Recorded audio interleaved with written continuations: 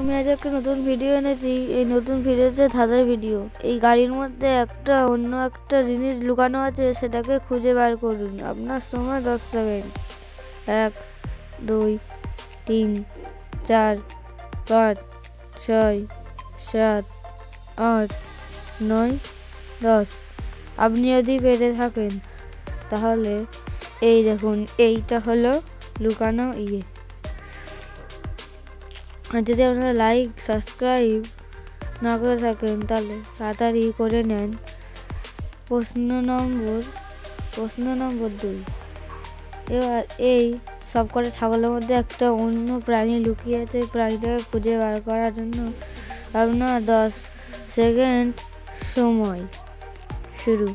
1 2 3 4 5 6 7 8 9 10।